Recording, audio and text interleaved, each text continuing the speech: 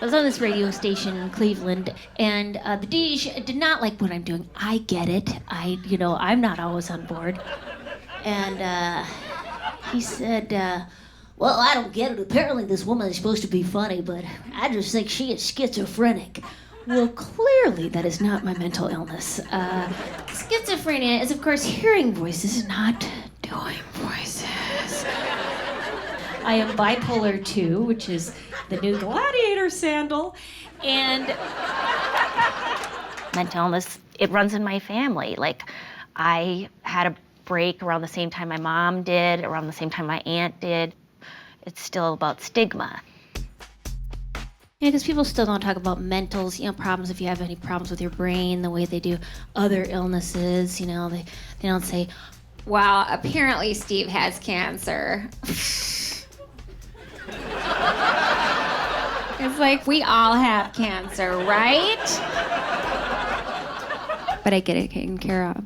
I get back to work.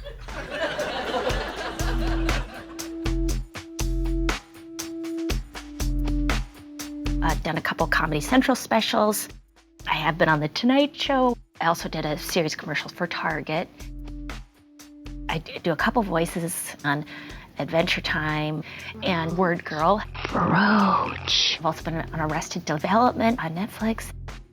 But I grew up in Duluth, Minnesota. What? Have you ever been to Duluth? Isn't it fun? It's like a little San Francisco.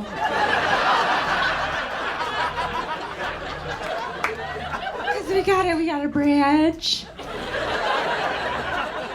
And the water.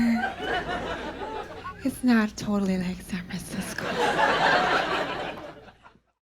I think I was like 11. I started having problems with a type of OCD, which is unwanted thoughts syndrome, or sort of intrusive thoughts, that I got very frightened. I started sort of isolating myself from people.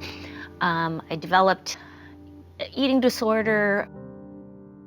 Yeah, I think I've just always had an active brain. Over the years, I went through treatment, an outpatient treatment program for eating disorders and depression when I was about 19 at the University of Minnesota, which is like a year of going to a weekly treatment center. And then I moved to Los Angeles, and I'd have big, downs and stuff, but I kind of always was like, well, yeah, that was just kind of a part of my life, was suicidal thinking. And it was always suicidal ideation, just sort of like a release from the everyday, like, oh, I just sort of relax and just weep uncontrollably. And which is not the best way to relax. You might want to think about a different way to relax. Around 2007, things started going great in my career, but what happens also with good things is the pressure mounts. I was traveling internationally doing comedy, and then also doing commercials and doing shows, and it was just started to be too much. And at one point, my psychiatrist was like, hey, you're talking a little faster than usual, like maybe you should go on a mood stabilizer. And I did not want to go on one because I said, that's for crazy people. And so I refused to go on a mood stabilizer, and things did get worse. They got a lot worse. I've had, people I've known who've killed themselves, and I've thought, oh, had that kind of judgment of like, they should have just hung in there for a little while. And now I'm like, oh, I get it now. I was like, okay, every moment is unbearable. There is no relief, there's no respite. There has been mental illness in my family. My aunt and my mom have been hospitalized. And the fact that I was so resistant to going in, I think that was really surprising to me, how unwilling I was to be hospitalized. Like, I was like, it's gonna cost too much money. It's gonna take time out of my schedule. Even though I think, or at least for me, it was a place to be, when your brain breaks down, other parts of your body break down, you go in so you stay alive. And so, that's what I did a few times.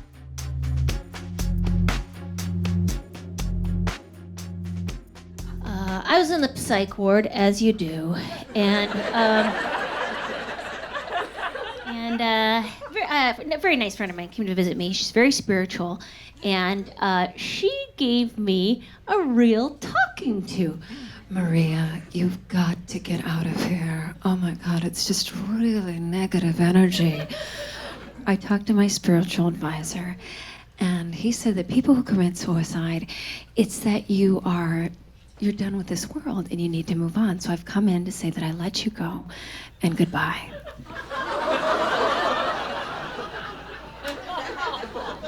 Okay, you're horrible. Why don't you bring that little ray of sunshine over to the children's hospital?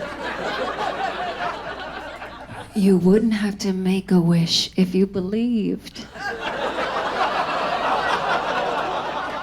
We had suicide prevention in high school, you know, I know all the signs of it if anybody says it, and you think, okay, I think I know how to prevent it or what it looks like, or I wonder, you know, because it was in me, the core thing is shame. I'd like to talk about it because I feel like the reason it still happens, you know, is that there's still stigma. What happens? People's brains break down, and they start having a lot of repetitively ideas. If you ever have a friend or yourself saying, "Oh, I'm a waste of space and I'm a burden," remember that also describes the Grand Canyon. Oh, but I owe people a lot of money and everybody hates me. Hello, Europe. The armed services have, from what I've heard, put up tons of like, here are the signs of suicide, don't do it, buddy. And that it isn't a result of combat. And I'm not an expert on that, but I wonder, you know, I just wonder, you know, if I'm like super sensitive, therapy prone lady, loves to talk about her feelings, and I was resistant to going for treatment, and I've also been on medication since the age of 18, you know, then the armed services, I can't imagine that it would be an easy place to go and say, hey, I'm having some real problems. I gotta tell you, you know, like, it's easy to forget how quickly you forget and you start going like, I'm not like that anymore. I got this. That guy over there talking to himself. I was never in a hospitalized environment with a guy like that for 9 days. Boy, I was never that bad. You know, like, you just really, I've almost, you know, like, pretty quickly forgotten how bad it was like. So I think it's easy to forget. Any sort of support group is great, you know, they've showed that with brain studies. There are things you can do with diet and exercise and positive thinking and groups. Yes, spirituality, awesome, it all helps.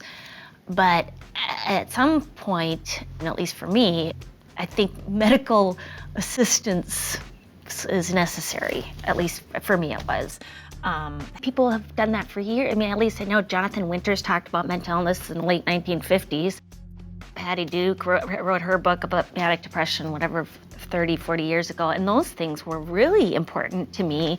So people just sharing their experience is just what everybody does.